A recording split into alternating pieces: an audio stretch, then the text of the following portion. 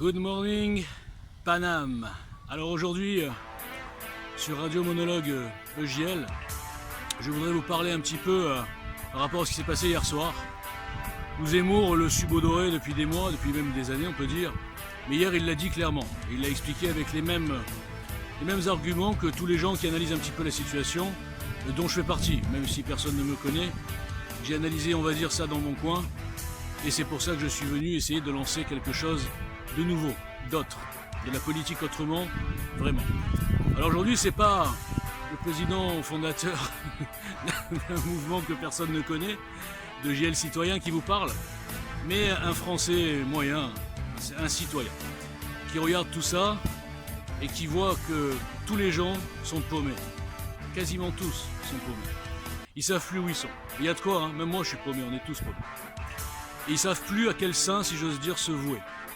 Et ils sont dans la contradiction, dans l'aigreur, dans l'hystérie, dans le stress. Et j'ai pu le remarquer, moi, depuis 2 ans, plus de 2 ans maintenant, sur les réseaux sociaux. Bon, je ne vais pas revenir là-dessus, mais j'ai été victime d'une cabale incroyable de concitoyens, hein, des gens normaux, hein, qui se battent contre le système, qui se battent contre les politiciens, contre la gabegie, contre tout ça, mais qui n'ont pas trouvé autre chose à faire que de venir m'insulter, me diffamer, sortir n'importe quoi sur moi, etc. Mais à la rigueur, c'est pas grave, j'ai supporté et je suis encore là. Et on peut même réfléchir un petit peu en disant que c'est pas plus mal, ça m'a fait un training pour la suite. Mais alors, ce qui me fait rire, c'est que pas tous, mais 80% de ces gens adorent Zemmour. 80% de ces gens ont même des fois Zemmour en photo de profil. Dans leur bio, ils ont hashtag Zemmour, c'est le plus fort, etc. Ils sont d'accord sur tout, ils font confiance dans ses analyses sur tout, ses analyses de la France, etc., ses analyses politiques sur tout, sauf sur un seul point. Quand il dit, il l'a dit hier, que évidemment, c'est rien de personnel, c'est rien de méchant contre Marine Le Pen, mais avec son patronyme, avec l'historique du RN, avec 48 ans d'âge, avec les esprits qui sont formatés pour assimiler ça à la peste brune, enfin des conneries, j'en ai déjà parlé, elle n'a aucune chance. Et elle prend en otage, comme je crois qu'il a même dit les mêmes mots que moi, elle prend en otage les patriotes.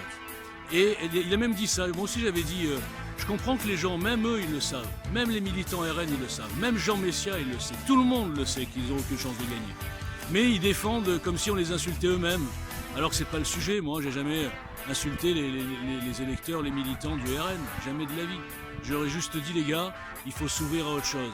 Et s'ouvrir à autre chose, comme je viens de le dire encore en fil là, c'est pas trahir Marine Le Pen à titre personnel, c'est servir sa nation. Comprendre qu'il y a une autre solution qui est possible. Et Marine Le Pen, elle a fait son boulot, je veux dire, elle fait ce qu'elle peut, mais elle peut pas. C'est pas de sa faute, voilà. Donc je voulais vous dire simplement qu'après il y a ce qu'on appelle l'effet foule.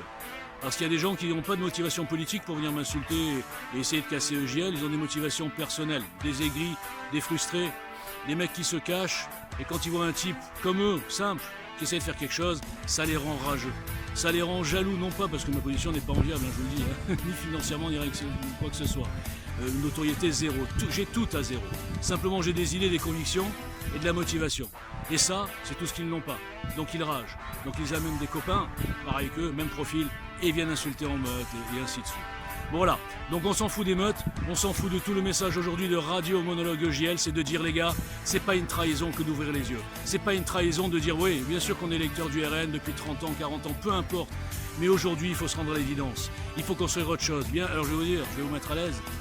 Le programme EJL, le plan EJL, il y a 70% de commun avec le programme du RN. Voilà, on n'est pas des ennemis, pas du tout.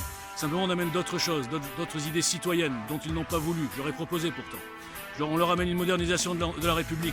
On leur amène le fait de casser le pouvoir monarchique du président. Je ne sais pas pourquoi, ça ne les intéresse pas. Ils sont soi-disant hors système, pourtant ils sont dans le système, mais ils ne veulent pas changer le système. Excusez-moi, moi j'ai du mal à comprendre. Voilà, merci, au revoir et à bientôt pour une nouvelle intervention de mon bureau, vous voyez, le bois de Vincennes. Voilà, merci beaucoup, au revoir.